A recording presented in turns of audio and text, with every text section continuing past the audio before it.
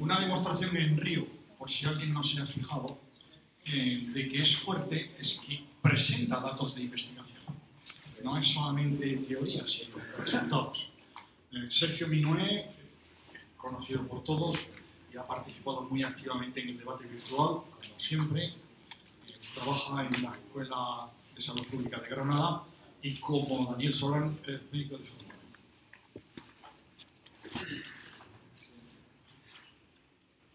Buen día, buenos días a todos y a todas, y para mí siempre es un privilegio participar en los IAP, es poder hacerlo encima en América y en una ciudad como Lima, con tantos colegas a los que admiro tanto y con los que he compartido muchas cosas especialmente especial. Yo quería... No estoy seguro de que se esté oyendo. Bueno, yo quería responder de la manera más rápida posible a las tres preguntas que yo había planteado para el debate. La primera era una pregunta que en España siempre cualquiera respondería que ¿es posible investigar en atención primaria sin financiamiento? No. O sea, cualquier médico de familia diría que el problema por el que no investigamos en España es que nos falta dinero. Hombre, en cierta manera, eso forma parte de la cultura de la investigación. En Europa estos son los dos marcos de referencia a la hora de conseguir financiamiento para proyectos de investigación. El más conocido es el famoso Horizonte 2020. Curiosamente, en el Horizonte 2020, para poder pillar dinero, para poder hacer investigación, tienes que formar parte de un consorcio formado por tres tipos de instituciones. Una, clínica, o algo parecido a la clínica. Otra, académica. Y otra, privada, fundamentalmente del ámbito de la industria. Esos son los proyectos que consiguen los grandes fondos en este tipo de convocatorias. Evidentemente, las posibilidades que tiene atención primaria son pocas, ¿no? Al tercer mes de estar en el departamento de doña Bárbara Starfield en Hopkins, yo vi de repente que la gente con la que yo podía tomar café dejaba de ir. Era imposible tomar café con nadie. Y hablando con el jefe del departamento, con el profesor Shi, me contaba que era el mes donde había que conseguir grants, donde había que conseguir financiamiento para una de las grandes fundaciones que realmente dan fondos para la investigación. Y en esos días era imposible porque estaban todos dedicados a esa actividad. Y él me preguntaba, ¿cuánta parte de tu dinero, de tu salario, depende de los proyectos que tú consigas? Y yo le decía, nada. Y decía, no, tu inglés, como diciéndome, tu inglés es muy malo y no me estás entendiendo. Y yo le decía, sí, es malo, pero te estoy entendiendo. Y la cuestión es que yo no necesito pillar fondos de investigación para tener un salario. Y me dijo, entonces tú investigas por hobby. Y le digo, bueno, podría decirse así. Es la diferencia de investigación entre uno y otro. Esto es las dos principales agencias de financiamiento de proyectos en España. La más importante es el Fondo de Investigaciones Sanitarias, está en Madrid, pero es de ámbito estatal y todos los años hay bofetadas para conseguir dinero para poder hacer investigación. En el año 2013, por ejemplo, de 672 proyectos que se concedieron, solo un 3% eran para atención primaria. En Andalucía, que en teoría es una administración progresista, socialista y muy orientada hacia la atención primaria, era del 1,3%, es todavía menos. Normalmente, cuando llegan los momentos de hacer estas convocatorias, por ejemplo, en mi escuela, que es una escuela que hay una tendencia desde el principio a la investigación, nos matamos para conseguir fondos de investigación que realmente luego no sabemos muy bien para qué utilizar. Y por eso digo que el financiamiento, no sé hasta qué punto es importante. Uno de esos proyectos de primaria que se concedieron fue precisamente uno de los que yo iba de investigador principal, que luego, si nos da tiempo en el debate, podemos discutir. Realmente el dinero... Fue muy curiosa la concesión de la ayuda por parte del Fondo de Investigaciones Sanitarias. Decían, esta gente no se sabe muy bien qué quieren hacer porque es todo muy complejo, pero aún así les vamos a dar algo de dinero. Y como no piden tecnología, pues entonces se la vamos a reducir lo que piden a la cuarta parte. Yo en el fondo estoy muy agradecido de todas formas, porque mejor es eso que nada, ¿no? Bien, en general, ¿qué se hace en atención primaria? En muchas ocasiones hacemos la tarea de los cowboys, es decir, estamos muy orgullosos de que un servicio hospitalario nos proponga participar en un gran ensayo clínico sobre un sartán frente a otro sartán, donde nosotros vamos a aportar la materia prima, es decir, en forma esencialmente pues, de cabezas de investigación. ¿Y para qué es esa investigación? Este es un artículo que a mí me pareció maravilloso de Richard Smith, el antiguo director del British, luego en PLOS, luego en la privada incluso, donde ponía de manifiesto que la mayor parte de los ensayos clínicos randomizados que publican las revistas, las 5 grandes revistas de medicina en el mundo, están financiadas por la industria y que evidentemente los resultados negativos habitualmente no se publican. Y los resultados positivos se publican una y otra vez para dar además la sensación de que hay mucha evidencia sobre esto.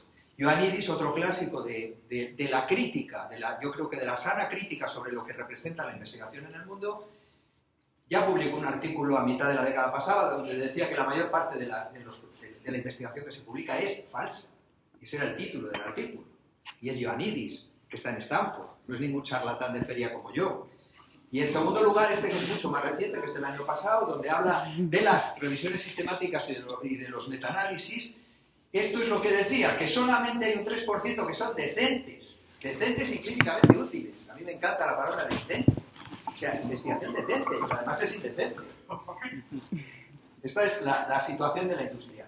Este es el elemento crítico también que tenemos los de atención primaria. El problema es que esto es un mecanismo de círculo vicioso. Como no publicas en revista de factor impacto, entonces, del primer cuartil, entonces no puedes conseguir fondos de investigación para poder hacer investigación para publicar en el primer cuartil. Entonces, evidentemente, nunca vas a publicar en ningún lado. Pero además, el problema es que hemos nacido deformes desde pequeños, porque fijaros, esta es la revista que tiene mayor factor de impacto en el ámbito de la atención primaria, que son los Annals of Family Medicine, un 4,6. De las grandes revistas de medicina, la que más tiene es el New England, con un 51, pero cuidado que la investigación básica es la que barre, porque esta es la revista del mundo que más factor de impacto tiene. Cualquier chorrada que tú publiques en relación con una rata extraña que tiene un gen alterado y que a lo mejor dentro de 2 siglos le produce un cáncer, tiene un 153. Un premio Nobel, el señor Sheckman, esto es lo que dijo. ¿Por qué revistas como Nature, Science y Cell hacen tanto daño a la ciencia? Realmente lo que se está consiguiendo con esto es que lo que se publica en estas revistas es aquello que es especialmente novedoso, escandaloso o curioso, porque realmente esas son las 3 cosas que consiguen que esta revista sea leída por más gente y por lo tanto aumente su factor de impacto. Es decir, el mundo de la ciencia es así de complicado. Pero me voy a centrar en la atención primaria y como yo soy muy mitómano, si estuviéramos hablando de música tendría que estar hablando ahora de Billie Holiday, de Bill Evans, de Jobim, de Van Morrison y de Wilco, pero como no estamos hablando de eso, voy a hablar de 5 ejemplos. Los 5 son médicos que trabajaban o trabajan en el primer nivel de atención y que la mayor parte de su investigación lo han hecho con sus manitas y, como se decía en un anuncio de televisión, y Feder, que era una fábrica de muñecas en España. Voy a ir con el primero y tiene que ver con esto que me parece muy importante. Este señor es Luis Ternuda, uno de los mayores poetas que ha tenido nunca la lengua castellana. Y este poema lo hizo en honor de las brigadas internacionales que lucharon por nada para defender a España de la dictadura y del fascismo en los años 50. Y empieza precisamente así: recuérdalo tú y recuérdalo a otros. Y yo lo que intento, sobre todo viendo la cantidad de gente muy joven que estáis aquí, es que estas cosas nunca se deben olvidar. Algunos seguramente lo conoceréis, pero a lo mejor otros no tanto. Bueno, ya hemos hablado de este señor. Este señor es Julian Tudor Hart. Ayer hablamos mucho de la ley de cuidados inversos. Y en la ley de cuidados inversos, Tudor con Mary, que era su mujer, porque afortunadamente aún viven, trabajaban con este señor, aquí tan jovencito, que es Archie Cochrane, que lo conocéis todos, que dio nombre a la famosa colaboración Cochrane, Biblioteca Cochrane y demás. Y trabajaba en el MACEI, que es la unidad de investigación epidemiológica. Lo que pasa es que él, lo que le desesperaba es que cuando detectaba que una parte de una de las ramas del estudio tenía malos resultados en salud, no podía hacer nada porque estaba siendo observada. Por tanto, no puedes intervenir hasta que acabemos. Entonces, él lo que dijo es, bueno, yo voy a cambiar una vida de datos, de información, por los datos de la vida. Y entonces lo que hizo fue dedicarse durante toda su vida a ser un médico general en un pequeñísimo pueblo galés de mineros, donde publicó en el Lancet. Curiosamente publicas en el Lancet sin ningún tipo de aparataje y sin ningún tipo de cosa extraña. Pero no me voy a centrar en la ley de cuidados inversos, que la conocéis todos. Sí, en un par de artículos que me parecen impresionantes. Este es un artículo de seguimiento de 21 años. que lo hizo él solo, con su mujer y con un par de colegas, y para lo que necesitó exclusivamente observación, paciencia y recogida de datos de una y otra vez. Y al final de eso, de esos 21 años de seguimiento, llegó a esta conclusión: la hipertensión por debajo de 40 es peligrosa, más común en los hombres que en las mujeres. En muy pocas ocasiones es secundaria, tiene una causa secundaria y puede ser controlada en medicina general si hay un planteamiento comunitario. Esto lo hizo simplemente con observación. Y este es todavía mejor. El título es "Sé tu propio forense". Y lo que hizo fue analizar sus muertes, o sea, las muertes de su gente, de sus pacientes, a lo largo de todos estos años, 500 muertes, y las clasificaba por el tipo de causa a quién era atribuible, si era al paciente, si era al propio médico, si era al hospital o si eran otras las causas. Y además, una de las cosas en las que siempre peleamos, que es mejor morir en casa o no morir en casa, identificaba dónde moría su gente, y su gente, el 62% de los casos, moría en casa. Sería muy interesante hacer esto, pero esto no lo hace nadie ahora. Y otras razones porque se necesita esta paciencia que cada vez tenemos menos. Segundo ejemplo de lo que es, en cierta manera, una magnífica investigación. John Howe, escocés. Y este libro es una maravilla, digo, este artículo, donde pasa revista a lo que ha sido una vida de investigación. Y él dice: yo empecé de patólogo y me di cuenta de que el rollo este de las apendicitis, la mayor parte de ellas no tenía ningún sentido que les hubieran operado. De ahí pasó a la investigación sobre lo que eran las infecciones de las vías respiratorias. Y de ahí pasó a cuáles son las claves por las que se presta una buena atención en la atención primaria. Llegó a varias conclusiones súper interesantes. Cuanta mayor es la continuidad, algo que siempre comentamos, mejor es el resultado para los pacientes. Y un artículo especialmente interesante que decía que si pagamos por hacer determinadas cosas, el pago por incentivos británico, dejamos de hacer otras. Y eso lo hizo solamente observando. Y el tercer ejemplo, otro grande, Charles Bridge Webb, australiano, en una pequeña localidad de 15.000 personas al este de Melbourne, lo que hizo fue durante un año registrar la gente qué le pasaba, de qué se quejaba y dónde era atendida. Y lo hizo a través de una enfermera que colaboraba con él, que durante un año lo que estuvo haciendo fue recoger los registros del diario que se daba a una serie de personas de esa localidad para que fueran dando la información sobre el tema en cuestión. Al mismo tiempo lo complementaba con encuestas, con cuestionarios a una muestra representativa, y al mismo tiempo lo que hacía era cotejarlo con los datos de actividad que tenía el sistema australiano. Entonces, él llegaba, estos son algunos de los datos, voy a ir rápido por el tiempo, pero por ejemplo, aquí pueden ver el número de familias, 81 que participaron en el estudio, el número de personas, los días de trabajo perdido por año, las consultas por persona cada año, cuántos tenían enfermedad y cuántos de esos que tenían enfermedad recibían tratamiento médico. Es decir, todo esto se hace solamente observando. No se necesita ni un fondo de la Robert Johnson Foundation ni nada por el estilo. Y el resultado es tremendo. Otra grande, y además la van a poder escuchar estos días. Iona Heath. Esta historia de Arrayan Oration es una actividad que se viene realizando desde hace varios siglos en honor del famoso William Harvey, el investigador que descubrió la circulación de la sangre. Iona fue la primera mujer, y por supuesto el primer médico general, que recibió la distinción de dar esta charla, la charla con la que en cierta manera se celebra anualmente el aniversario de ello. No voy a comentar todas las cosas en relación con los trabajos de Iona, en primer lugar porque está ahí aquí, pero sobre todo porque sería también enorme, y gran parte de ello se basa en el análisis de lo que ha sido su práctica como médico general durante más de 30 años en el mismo lugar, siempre en Londres. Y los últimos, aunque yo creo que están aquí, entonces queda un poco mal porque parece que es que me han pagado algo, luego me van a pagar la cena, pero no es así, aunque tengo conflictos de interés que luego sí eso lo comentamos. Pero lo que es evidente es que esto lo hicimos hace varios años con una herramienta muy interesante que tenía PubMed, que ya no la tiene, y que permite conocer quién está publicando en atención primaria, quién está publicando en cardiología o lo que fuera. Entonces, publicaciones de atención primaria en español, esta era la distribución de los diferentes autores. Este es un poquito el resultado de los SIAP. Yo creo que a lo mejor es redundante hablar en un SIAP del SIAP, como una especie de metacognición, pero yo creo que es interesante para ver todo lo que se ha hecho y en todos los lugares en los que se ha hecho. Y esto, de nuevo, es una actividad que no necesita una financiación específica del FIS, que es un poco el continuo que estoy planteando. Esto es el enorme batiburrillo de sabios que han pasado por aquí. Estos son algunos de los resultados. Ahora, este año acabaremos con 37 seminarios, con muchas jornadas científicas y con un montón de publicaciones que llegó un momento en que se saturó el mercado de publicación de atención primaria en castellano, porque de tanto mandar a las 3 revistas que hay, las revistas yo creo que dijeron, ya está bien esta gente, qué pesados. ¿Qué preguntas, que era la segunda pregunta que hacía, son hoy día las más relevantes? Habéis enviado, yo creo que un montón de propuestas muy interesantes, por ejemplo, relacionados con cosas como el impacto emocional de la enfermedad mental en la familia, relacionado a la historia de los moribundos, de la gente que muere y cómo se muere, cómo mejorar la apertura hacia los LGTB o cómo brindar soporte a los pacientes con VIH. Muchas en relación con el proceso clínico, el manejo de la incertidumbre, la cuestión del error, el diagnóstico a posteriori del tratamiento, la concordancia con el paciente, las malas noticias, el duelo, etc. Y, por supuesto, en relación con la organización de la atención.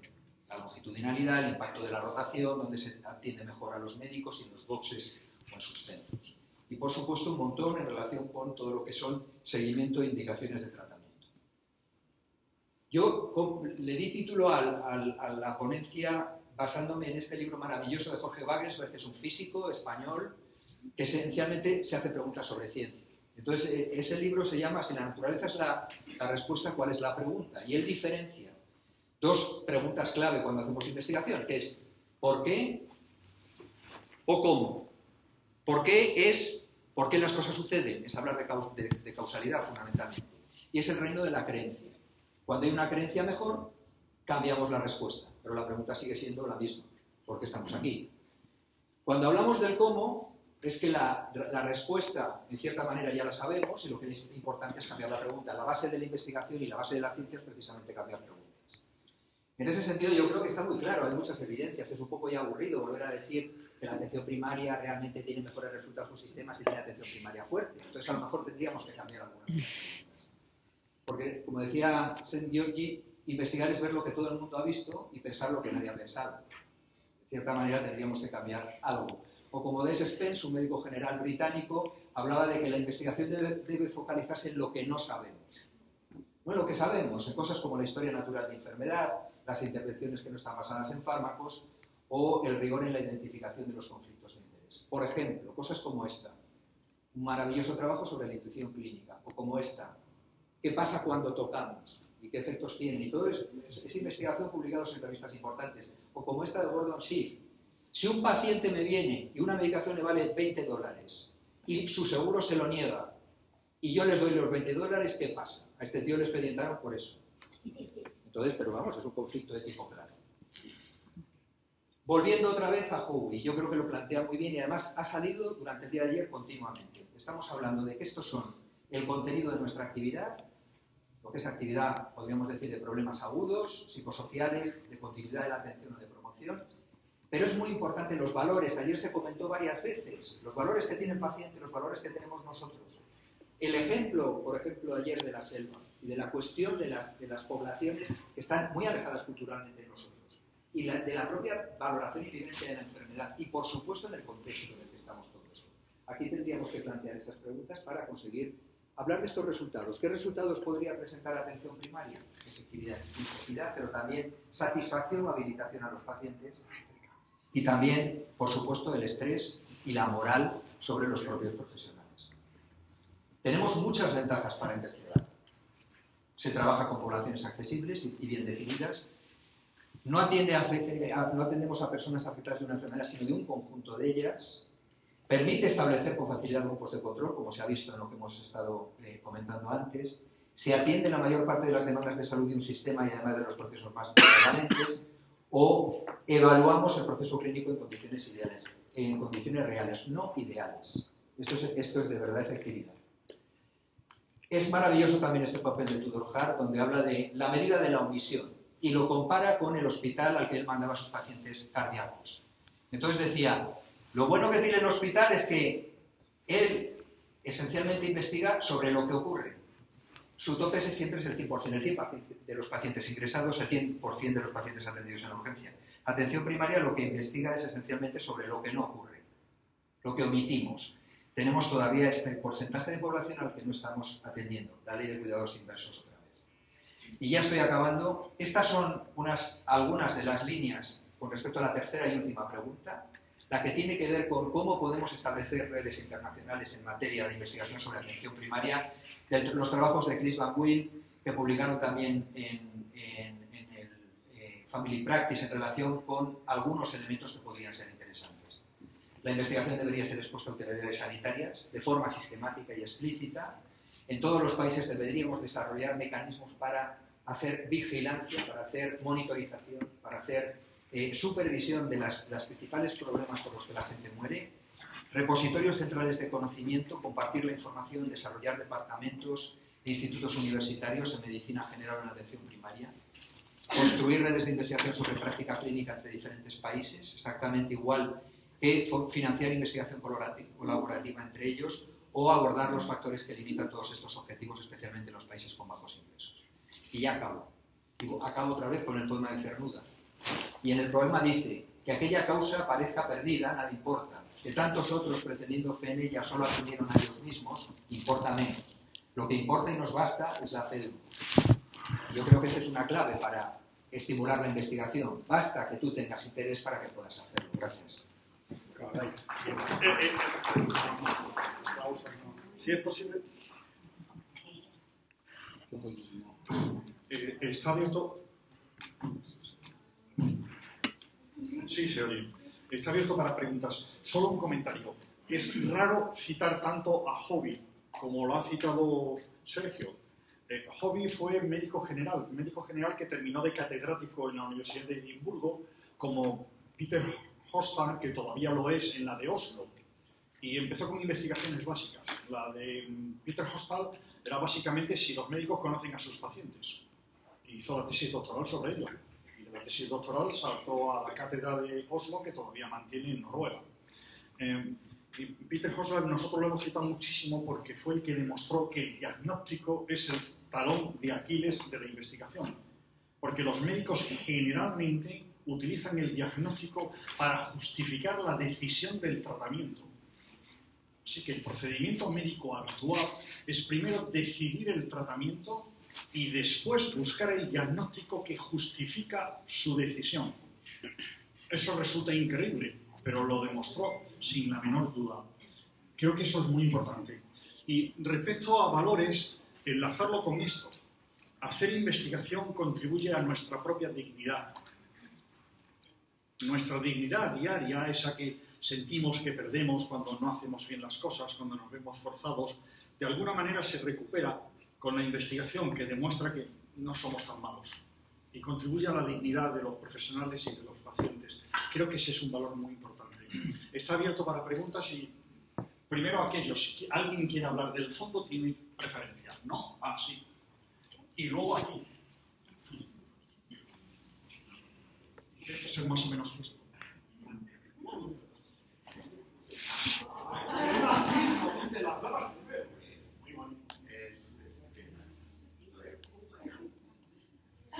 Bueno, buenos días. Soy Gabriela Di Croce de Mendoza, Argentina.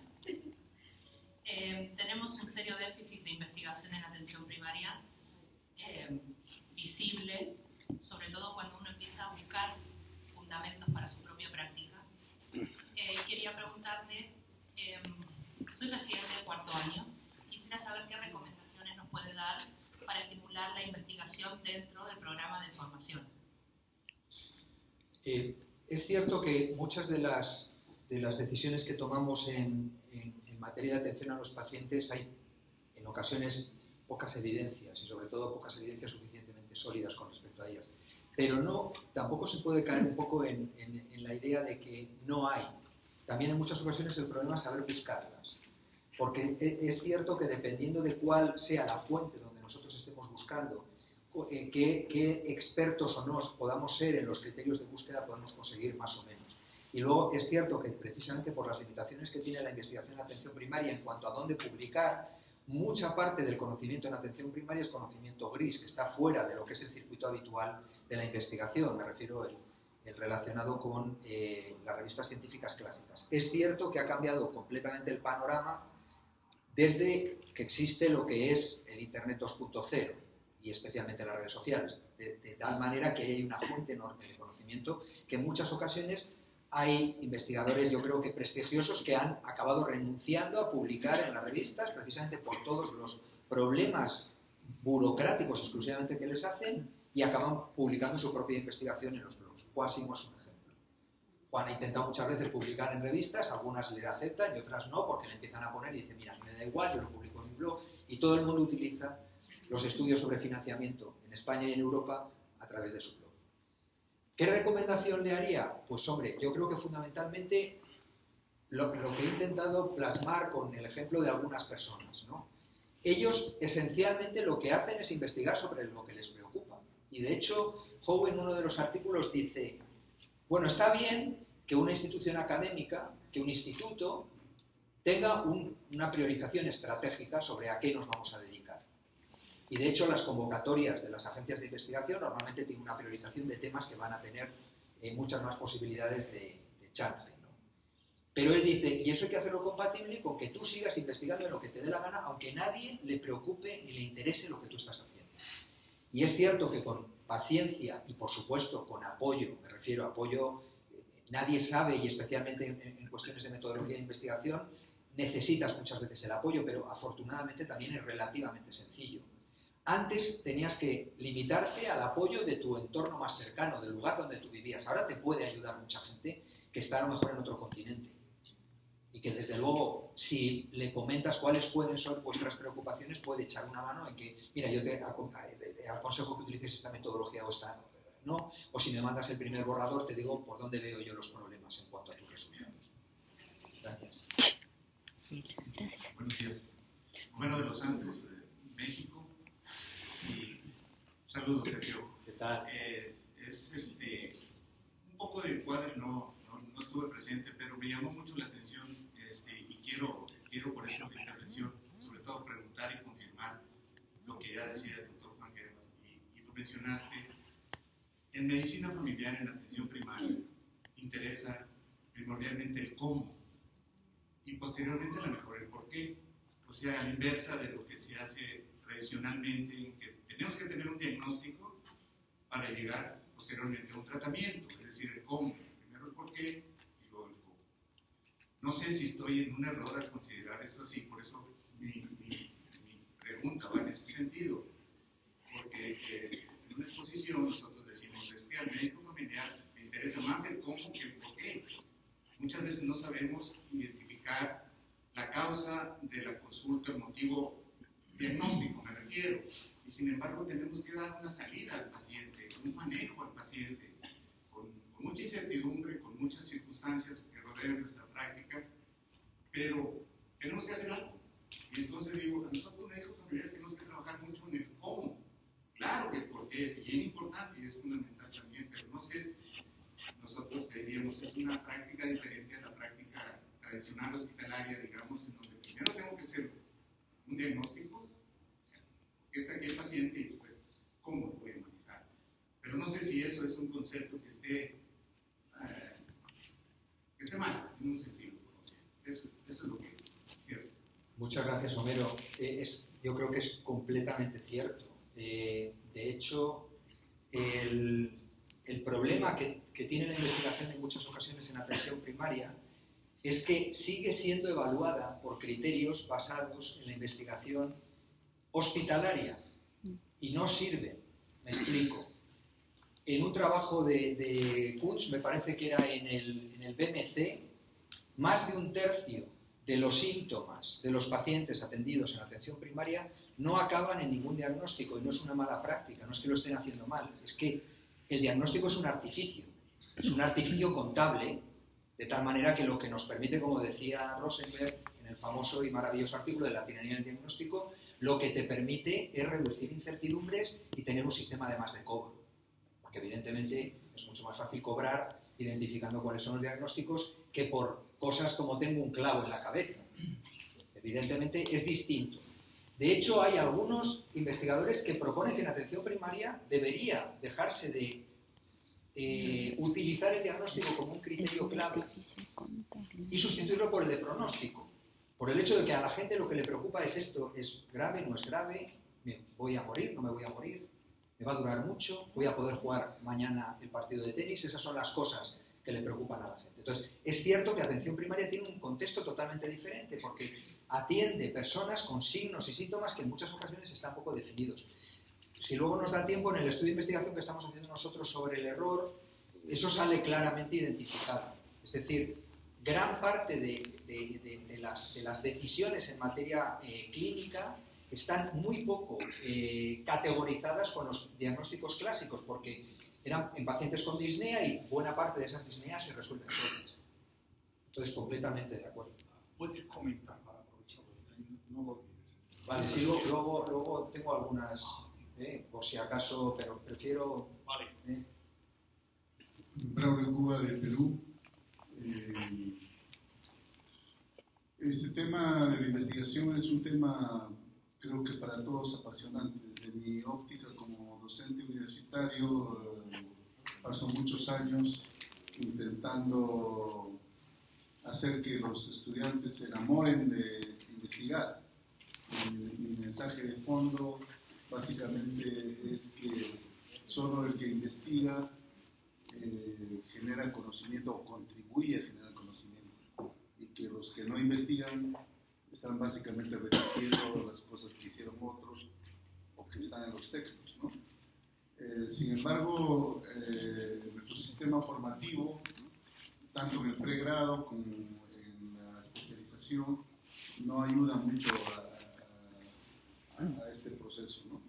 Y específicamente en el campo de medicina familiar, que me parece que es un campo que tiene mucha mayor riqueza desde la perspectiva holística de la mayor parte de investigaciones, porque no es como un especialista que se dedica a un aspecto muy concreto, sino tiene una visión más multifactorial. Creo que debiera alentarse a hacer otros incentivos para hacer más investigaciones, ¿no? Y lo último que me gustaría comentar es que estos ejemplos que se han puesto de médicos generales y otros que han investigado en pequeñas poblaciones, solo es posible hacerlo cuando se hace un registro serio y cuidadoso de los acontecimientos. De lo contrario, digamos, vamos a tener resultados no muy valederos, ¿no? Entonces, eso también es una invocación a los estudiantes, como insisto, de pregrado y de la especialización, que no hagan garabatos, sino tener información clara, concisa y válida, para que luego se pueda utilizar eso en los procesos de investigación que ellos mismos hagan o que hagan otras personas. La información, como todos conocemos, es indispensable. Una buena información es indispensable para una buena investigación. Sin duda, muchas gracias, doctor Cuba. De hecho, yo creo que en los tres casos se pone de manifiesto que había primero una base muy importante para poder investigar, que era que los tres casos, tanto Howie como Tudor Hart, como Charles Webb, tenían un vínculo muy especial, un compromiso, sería la palabra, volvemos otra vez a hablar de valores, con su población, y le interesaba saber qué le pasaba a su población. Y evidentemente la base, porque si no lo hubiera publicado ni el British Medical Journal, ni el Lancet, ni revistas del mayor prestigio en materia de medicina clínica, la base es que el registro había sido enormemente cuidadoso y riguroso. Pero curiosamente todo eso lo hicieron en la época en la que no existían ordenadores. Solo necesitaban un papel y un lápiz. Y aún así consiguieron datos que siguen siendo referencia en lo que es la investigación sobre servicios. Muchas gracias. Bueno, soy Virginia, de Uruguay. En realidad, gracias Sergio por la ponencia, estuvo muy interesante. Creo que me quedo pensando varias cosas como para reflexionar sobre la importancia de la investigación desde el lugar que vos lo planteás.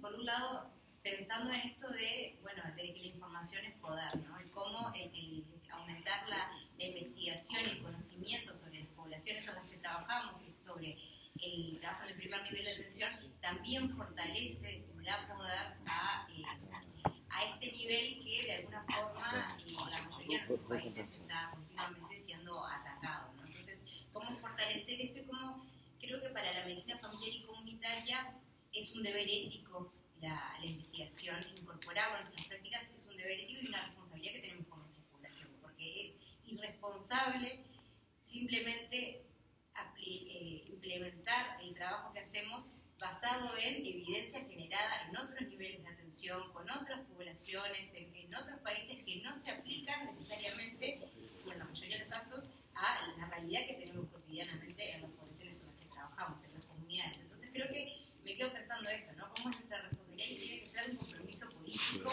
militante en el sentido de que para la búsqueda de un bien común de información tenemos que incorporar la investigación como un componente más. Y también como los médicos de familia y comunidad en general tenemos mucho miedo a la palabra investigación, porque consideramos que la investigación es para otros, es para los grandes, es para los importantes, para la gente que es financiada, y nosotros que somos pequeños en nuestra cotidianeidad, ¿qué podemos investigar, ¿no? Y en realidad también la validez de qué conocimiento, ¿no? O sea, esto que vos decías, ¿no? Si lo más raro y lo más anecdótico, o si lo cotidiano y frecuente que viven nuestras poblaciones, y que es el conocimiento que necesitamos, sobre qué necesitamos conocer más. Entonces, en ese sentido también me parece que es necesario fortalecernos todos desde el primer nivel de atención y los equipos. Quiero hablar más allá de la medicina familiar y comunitaria, porque creo que ahí lo participativo, el rol de las comunidades participando en la investigación, es algo que tenemos que usar para fortalecernos. En ese nivel yo me quedo pensando cómo empoderar también a nuestros compañeros y compañeras en que todos están haciendo en donde están una tarea importante que necesita ser sistematizada, que necesita ser valorada, que necesita ser visibilizada para... Yo estoy convencida de que todos, en todas las comunidades donde están, tienen eso. Entonces, mi pregunta de cómo fortalecer, por una experiencia que yo no la tengo muy clara, es cómo ves vos las redes de investigadores, por ejemplo, cómo han funcionado para lograr empoderar a esto de si la red de investigadores fortalece a los mismos de siempre que se posicionan desde ese lugar de nosotros somos los investigadores, o si han sido una herramienta para fortalecer el desarrollo de la investigación en la medicina familiar y comunitaria. Es como la duda que me genera, y por eso te pregunto tu visión sobre eso. Muchas gracias. Yo la verdad es que creo que el problema muchas veces de las redes es que acaban convirtiéndose en algo parecido a lo que ocurre con los hospitales que captan pacientes de atención primaria. Es decir, que nos obsesionamos por la cuestión de vamos a hacer una red para conseguir fondos. Ese es el único objetivo que tenemos.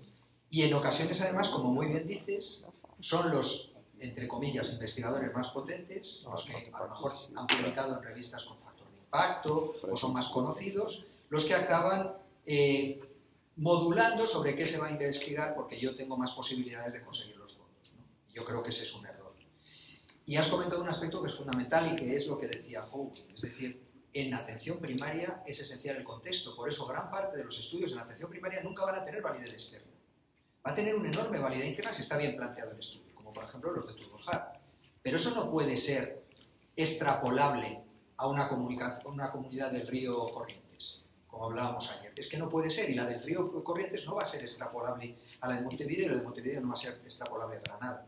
Entonces, en ese sentido, se necesita hacer investigación local. Ahora bien, puede haber algunas preguntas que yo creo que cualquier profesional no médico, médico, enfermera, agente comunitario, trabajador social que trabaja en atención primaria en cualquier país del mundo, le preocupa, y ahí sí que se puede hacer una investigación colaborativa de cuál es la realidad en los diferentes sitios.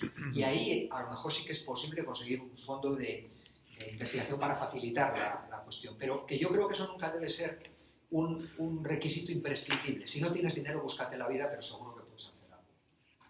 Gracias. Bueno, parabéns por la presentación. Yo pienso que los ejemplos que ha dado usted, yo me pregunto cuál es la motivación de Student to the Heart de John Howey cuando han publicado. ¿Cuál es ¿qué piensas que fue su verdadera motivación para escribir un artículo y publicar?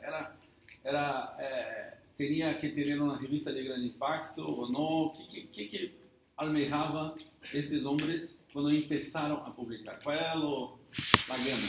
Yo creo que la razón fundamental es conocer qué estaban haciendo, primero. Vamos a hacer varias preguntas. Ese doctor es Gustavo Busso de Brasil, por si hay alguien que no lo conozca. Sí, yo creo que la motivación fundamental es saber qué estaban haciendo ellos, si lo que estaban haciendo tenía sentido, era bueno o no era bueno para sus pacientes, y saber también qué les pasaba a sus pacientes. Yo creo que esa era la motivación fundamental. No era la investigación. Pues la prueba está que si revisas un poco las publicaciones de Julian Tudor-Hart, ha publicado mucho, ha publicado bien, me refiero en el sentido de que en grandes revistas, pero no es de estos que está publicado, como con todos los respetos Martin McKee, que prácticamente va al baño y ha publicado otro artículo. Publica a lo mejor uno cada 5, cada 6 o cada 8 años, y además siempre tienen que ver con lo que él está haciendo en su consulta a lo largo del tiempo. Y en el caso de Howie, yo creo que... Howie, yo recomiendo especialmente leer el artículo que he comentado, en el que hace una reflexión sobre su vida. Y él lo que dice es que investigaba sobre las cosas que le pasaban en el día a día y que tenía dudas, incógnitas sobre por qué las cosas eran así. Por ejemplo, lo que comenta, yo tuve una apendicitis y eso me inclinó a hacer medicina. Y entonces me peleaba siempre con el adjunto del hospital porque cuando yo dejaba a la apendicitis enfriar y que la operaran al día siguiente decía que había hecho mal, y cuando le llamaba a las 3 de la mañana también decía que le había hecho mal. Entonces dijo, bueno, pues la única manera de aclarar este conflicto es evaluar qué pasa con las apendicitis. Y entonces lo que hacía era tomar las muestras de los pacientes a los que se había hecho la apendicectomía. Pero la clave de la cuestión es mi preocupación sobre lo que hago. No que yo quiera tener, que yo creo que es muchas veces nuestro defecto, ¿no? Yo quiero hacer una carrera investigadora, entonces me reviso, como pasa en mi escuela, cuáles son las revistas con mayor impacto. Entonces, mándalo a esta, y dice, pero si esta es una mierda de revista, ya, pero tiene más impacto que esta, que tiene, pero una décima más. Entonces nos volvemos locos con este tipo de cosas. Sí, un último comentario. Yo estoy en la Universidad de São Paulo. No sé, yo pienso que para mí los modelos, los role models que más no quiero ser son los investigadores que publican mucho. Claro. Porque cuando se quedan ver no saben de nada. No han practicado la medicina, publican mucho, ¿no? En la Universidad de São Paulo tiene gente que publica mucho, pero solo para publicar. Yo bromo que publican artículos demostrando que pan engorda. Hacen cortes de cosas que no tienen mucho sentido práctico, ni para, tal vez, en el hospital y cosas. Que tal vez tiene que ver con la presentación que voy a hacer. Los modelos que tenemos de investigadores son equivocados en la universidad. Porque, al menos en São Paulo, en Brasil, no tenemos muchos investigadores al estilo de Juan Herbas, Julian Tudor-Hart. En Brasil no tenemos muchos de estos modelos. Nos falta de este tipo de modelos, yo pienso, tal vez, en lengua portuguesa. Además, ahí hay otro problema que yo creo que es especialmente grave para todas las personas jóvenes, que es la cuestión en muchas veces de la explotación que hay por parte de los grandes popes en materia de investigación con respecto a los jóvenes, a los técnicos. De tal manera que el trabajo lo hace el técnico, pero el que lo publica como primer autor es el gran pope de la materia, o incluso tesis que las hacen los técnicos. Entonces, en ese terreno es un terreno muy resbaladizo. Es curioso que en España la profesión más admirada es la de científico, por encima de la de médico, que tiene un nivel de confianza muy alto. Pero el científico es como el nuevo sacerdote. Además, es gente abnegada que todo lo hace por el bien de la humanidad. Y el nivel de miseria humana que tienen los investigadores era para dedicar un seminario. Sí. Hola, yo soy Carmen Nadal, soy directora de un centro de salud familiar en una ciudad que es capital, pero es más pequeña, es Rancagua. Nosotros somos 6 centros de salud. Bueno, hace 4 años nosotros estamos haciendo una investigación sistemática con grupos vulnerables, sin ningún financiamiento, y este año postulamos a un fondo que se llama Buenas Prácticas en Chile, que no tiene nada que ver con investigación, sino que es para promoción y trabajo comunitario. Y demostramos que también la investigación hace eso. Y hoy estamos en un proyecto de un libro que esperamos publicarlo a final de año. Lo cuento porque me da la impresión que lo más importante es abrir camino, ¿no? Y como directora y un poco líder del equipo, no hubo mucha opción. O sea, yo hice un grupo de investigación, contratamos a una persona que es doctorado y nos ha ayudado bastante. Así que hay fondos que no son de investigación, pero pueden perfectamente transformarse en eso. Muy buen aporte. Yo creo que eso es fundamental. Hay muchas ocasiones que nos obsesionamos con la cuestión de que todo tiene que ser en una revista de impacto con un fondo de una gran agencia internacional y hay vías alternativas para publicar lo que se hace. Lo importante es tener la idea de qué me preocupa a mí. Y lo que voy a intentar es responder a esa pregunta. Sí. Buenos días, soy Yuri Alegre, médico de familia de Iquitos, Perú. Una pregunta, creo que la reflexión, las preguntas anteriores, todos nos llevan a que hay que investigar. En la práctica se investiga poco. La formación en el residentado, ¿cuál es el promedio que un residente o cuál sería lo ideal de que pueda investigar? Acá en el Perú se pide que el residente haga un estudio, por lo menos de una investigación. A veces se bajó el estándar, que presente solamente el proyecto, ni siquiera haya culminado. Y años atrás, inclusive se dijo, bueno, vamos a dar 3 años que terminen nomás y se les da el título. Entonces, por un tema político, ¿no? Pero la pregunta va entonces, dadas las reflexiones, ¿qué es lo que queremos decirle a los residentes, ahora que reflexionaban a raíz de su posición? A veces decimos, quisiéramos que se formen 3 meses más o un año más, pero más dándole más clínicas, ¿por qué no le damos un mes de investigación? O sea, si tanto hemos venido reflexionando y al parecer es difícil todavía motivar, básicamente. Muchas gracias. Yo creo que es muy peligroso, a mí me da siempre mucho miedo lo de establecer estándares, aparte que soy un poco parte de los estándares, pero el decir que un residente tiene a lo largo de la residencia que hacer 2 publicaciones en revistas de impacto o poco impacto, o una comunicación a congreso, me parece que puede tener muchos riesgos. Es exactamente igual con el ejemplo que comentaba en el foro. En Andalucía tuvimos un gran dirigente del Servicio Andaluz de Salud que no tuvo mejor idea que, de la misma manera como él trabajaba en el Hospital Virgen del Rocío, que es el hospital de referencia en Andalucía, pues que todos los centros de salud de Andalucía debían tener una publicación en revistas del primer cuartil, es decir, Lancet y cosas por el estilo. O sea, aparte de que el hombre parecía que había tomado algún tipo de alucinógeno grave, es que no tiene ningún sentido, es que no todo el mundo tiene que investigar. Yo creo que todo el mundo se tiene que hacer preguntas, pero lo que es un estudio de investigación con todos los requisitos al que obliga, no digo que para que te publiquen, para que esa investigación realmente sea fiable la respuesta que tú estás dando a tu pregunta, evidentemente significa que habrá gente que investigue y habrá gente que no. Yo creo que a los residentes lo que sí que es muy importante. Yo recuerdo un consejo de mi tutor, Luis García Olmos en Madrid, que me dijo, lo que tienes que hacer es tener una libreta e ir apuntando las preguntas que te haces. Y es verdad que ahí salen un montón de preguntas de investigación. Y yo creo que un residente a lo largo de la residencia tendría que hacerse preguntas. Y tendría que adquirir unos fundamentos para hacer metodología de investigación. Y tener unos fundamentos elementales de la diferencia entre lo cuanto y lo cual y cuál es el mejor estudio para una determinada tipo de pregunta. Que luego publique o no, yo creo que tiene mucha vida por delante como para necesariamente tener que hacerlo en esos 3 años, que lo que tiene que hacer esencialmente es aprender a atender a las personas. Buenos días, Víctor Narciso de Médico Familiar de Perú.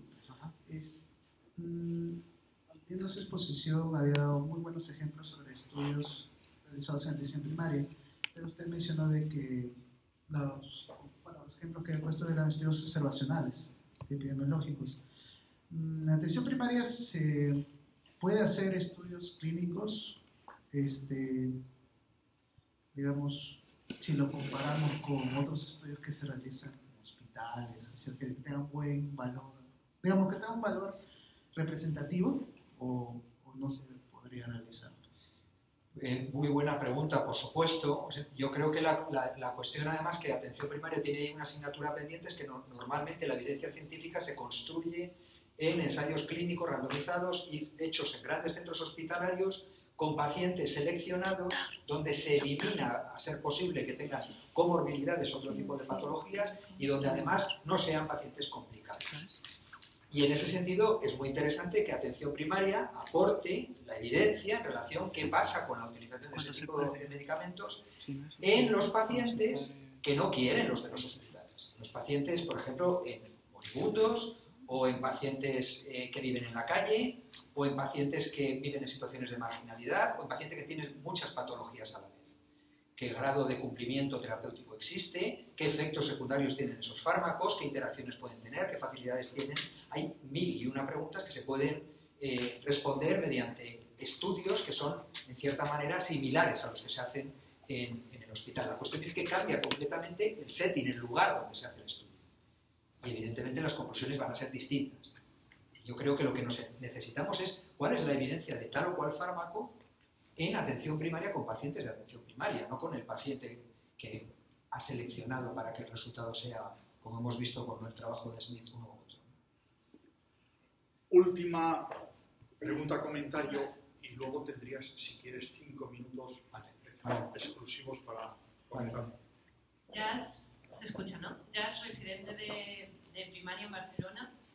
En la libretita que te donde contestas preguntas sobre lo que me preocupa, en el sentido que decía Agustina de militante y formación social, y pensando en la investigación en estos términos, la metodología que me llega es generalmente una mucho más cualitativa que cuantitativa.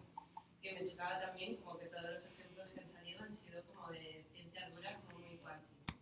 Entonces, ¿hasta qué punto hay lugar para la cualitativa dentro de la investigación en primaria?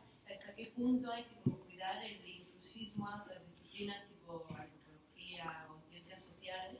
¿O cómo se puede pensar esta cooperación y qué espacios disciplinares hay para ello?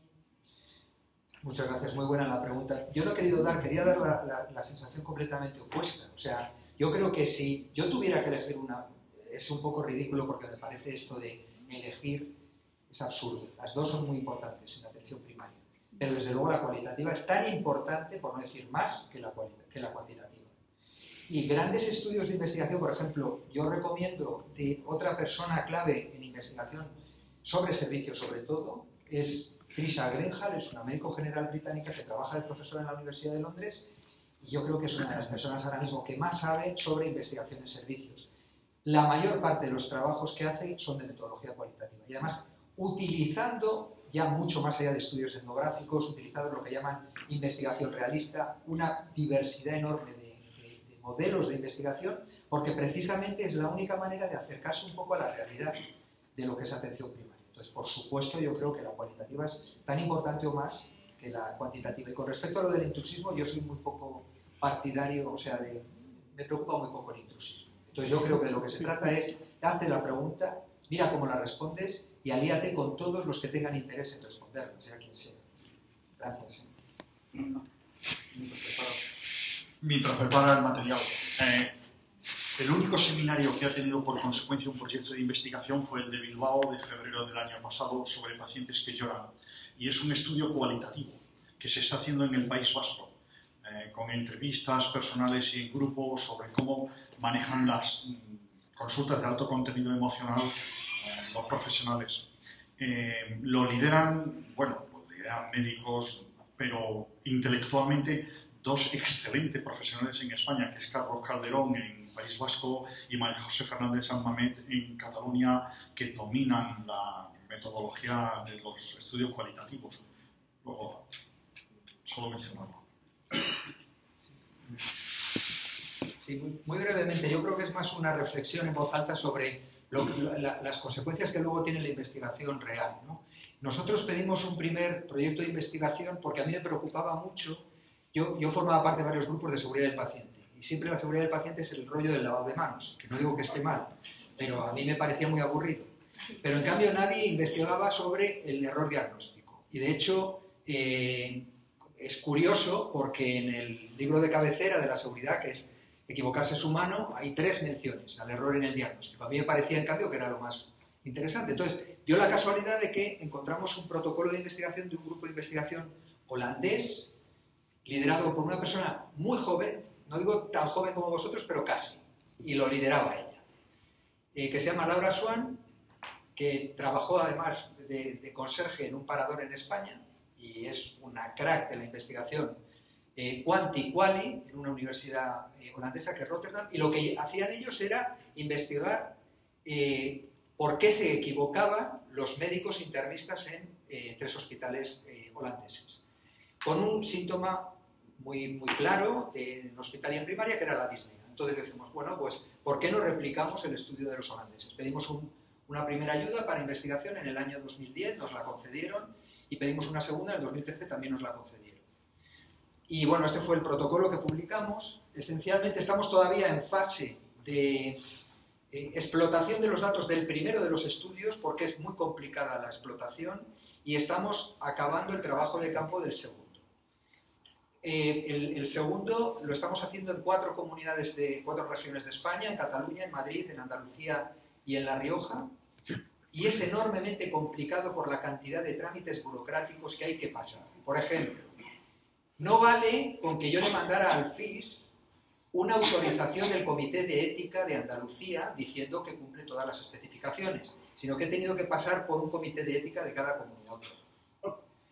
Los profesionales al principio se comprometen porque además les parece interesante el estudio, pero en Barcelona lo tuvimos que suspender y lo hemos vuelto a reiniciar, precisamente porque los médicos no tienen tiempo para dedicar a esto, porque tienen 50 pacientes, porque además hay oposiciones por medio y yo no me voy a dedicar a esto. Pero eso te lo dicen cuando ya se empezar esto. O sea, la diferencia entre lo que es la teoría y la práctica.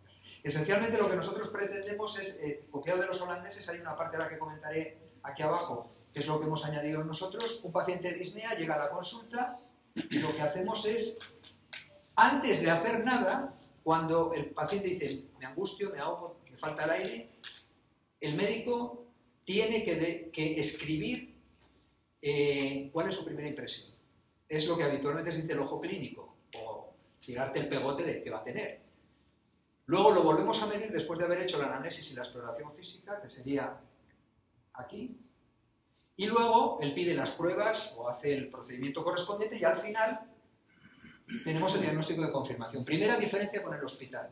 Para los holandeses era muy fácil, el diagnóstico de confirmación es lo que viene en el informe de alta del hospital. Pero ¿cuál es el diagnóstico de confirmación en primaria? ¿Quién determina cuál es el diagnóstico de confirmación? Si lo dejamos en manos del especialista dirá que todo está mal. Estoy exagerando. Pero lo valora según criterios hospitalarios. Entonces lo que hicimos fue que un par, otro médico de familia que no tenía ninguna relación con la persona en cuestión, lo evaluara, ¿no? Entonces, al final de todo eso, en función del diagnóstico que ellos han dado y de la evaluación de la historia clínica, se determina si hay actos subóptimos o no. ¿Qué es un acto subóptimo? Algo que está muy cerca del error aunque no lo produzca. Pueden ser fundamentalmente 2 tipos, intencionales o no intencionales. El intencional es, yo me he equivocado, pero estoy convencido que lo he hecho bien, o yo soy un poco golfo y he hecho una infracción. No le atiendo al paciente bien porque hay un Madrid-Barça, que es también un problema típico de España. No intencionales son los olvidos o las distracciones. Y también medíamos si se producía error o no. Y luego lo que añadimos a diferencia del estudio holandés es medir 3 heurísticos. Heurísticos son atajos mentales que utilizamos sistemáticamente para tomar decisiones. En el Congreso tendremos una sesión, me parece que es el sábado, en relación con esto, ¿no? Eran disponibilidad, representatividad y anclaje. Pero yo creo, solamente voy a dar 2 datos que yo creo que son interesantes, bueno, estas son características de los médicos. Primero, estos son los casos que nosotros registramos y los que registraron en Holanda. Inicialmente teníamos 350 casos, por lo tanto perdimos muchísimo, precisamente por la falta de codificación de los médicos que no identificaban, y entonces los casos se perdieron. Pero era muy interesante que en cuanto a el error, el porcentaje de error casi era igual en los holandeses y en el nuestro. Es decir, 13% de los casos los evaluadores habían considerado que se había producido un error. En cambio, ellos tenían un 11% de daño y nosotros no teníamos ningún caso.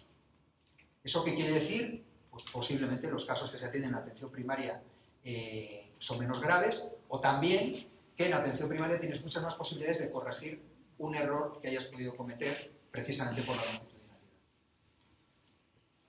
Estaba claro que cuanta más experiencia, menos error, no salía significativo, y este para mí es el hallazgo que nos dejó completamente perplejos. Esto es, las siglas ya son muy feas, pero lo que quiere decir aquí es que la primera impresión diagnóstica, es decir, cuando llega el paciente a la consulta del médico, lo primero que piensa, esto es un EPOC, o esto es una insuficiencia cardíaca, o esto es lo que sea, coincide con el juicio diagnóstico después de haberle hecho la anamnesis y la exploración, y coincide con el diagnóstico final de confirmación en la mitad de los casos. Es decir, los médicos, todos los médicos que participaron en este primer estudio, llevaban muchos años en la consulta y por tanto conocían muy bien a los pacientes. Y prácticamente solo por, según te veo entrar, más o menos acierto con respecto a lo que vas a tener. Cuidado, que si es con respecto a lo que es la coincidencia entre la primera impresión y la impresión después de la anamnesis y de la exploración física, es del 75% casi. Por lo tanto, realmente conocer a los pacientes sí. Puede decir, bueno, sí, coincide pero se equivocan. Digo, es que es evidente, es que hay un 13% de los casos que se equivocan, pero es un 13% solo. Por lo tanto, solo con esa primera impresión, en muchas ocasiones aciertas, ¿no? De todas maneras, es un terreno sobre el que nadie sabe. Nosotros somos el único grupo que está investigando sobre esto, que es una pena, y desde luego animo a participar en ello. Gracias. Bueno, pues muchísimas gracias. Es un placer ver además los proyectos así que se están cociendo. Y empezamos con Río.